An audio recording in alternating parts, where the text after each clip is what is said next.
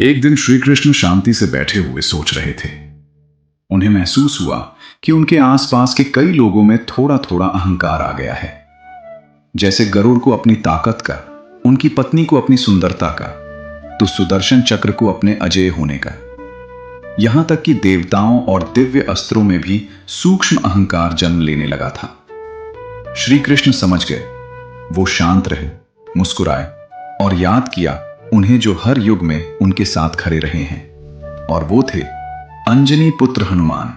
तब वो अपने महल में बैठे, लेकिन प्रभु राम के रूप में, और उनके साथ थी उनकी पत्नी। फिर उन्होंने गरुड़ को बुलाया। गरुड़ आते हैं, सीना तना हुआ, पंखों में गर्व, चेहरे पर तेज।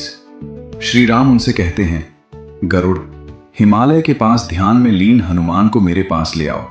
उनसे कहना राम ने याद किया है। गरुड़ तुरंत उड़ पड़ते हैं हिमालय की ओर, जहां समय भी धीरे चलता है। वहां ध्यान मग्न बैठे थे हनुमान, आंखें बंद, मुख पर शांति और हृदय में सिर्फ राम नाम। गरुड़ पहुंचकर कहते हैं, हनुमान जी, प्रभु राम ने बुलाया है। हनुमान जी धीरे से आंखें खोलते हैं, मुस्कुराते हैं और कहते हैं, आप जाइए, मैं नाम स्मरण पूरा करके स्वयं आ जाऊंगा। गरुड़ सोचते हैं, काम तो हो गया, पर फिर हनुमान जी को देखकर थोड़ा अहंकार जागता है। वे कहते हैं, आप तो अब वृद्ध हो चुके हैं, आइए मैं आपको अपनी पीठ पर बैठाकर ले चलता हूं। हनुमान जी और अधिक मुस्कुराते हैं, चिंता मत कीजिए, आप जाइए, मैं पहुंच जाऊंगा। गरुड़ लौटते हैं द्वारका, लेकिन जैसे ही वे राजद्वार पर पहुंचते हैं, उनका हृदय कांप उठता है, क्योंकि वहां पहले से ही हनुमान खड़े थे। गरुड़ स्तब्ध रह जाते हैं, मन में सिर्फ एक प्रश्न, मैं पूरी शक्ति से लौटा, फिर ये मुझसे पहले कैसे पहुंच गए? गरुड़ नहीं जानते थे कि हनुमान को पवन पुत्र यूं ही नहीं कहा जाता। हनुमान द्वारका जिस वेग से पहुंचे थे, उसे देख पाना महादेव के व्यतिरिक्त किसी को संभव नहीं था।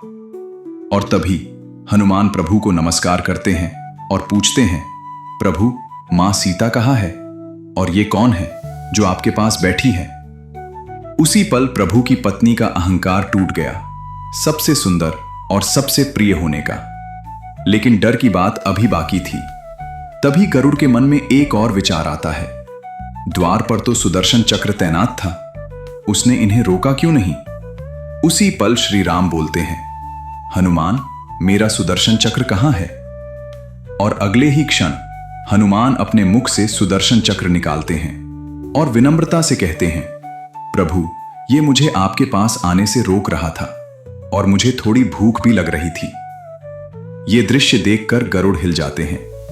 जिस सुदर्शन चक्र को पूरा ब्रह्मांड अजेय और अपराजेय मानता है, जिसे कोई रोक नहीं सकता, वह हनुमान के मुख में दबा हुआ था। तभी सब समझ गए, अहंकार किसी को भी हो, चाहे वो देव हो या दिव्य अस्त्र, अंत निश्चित है।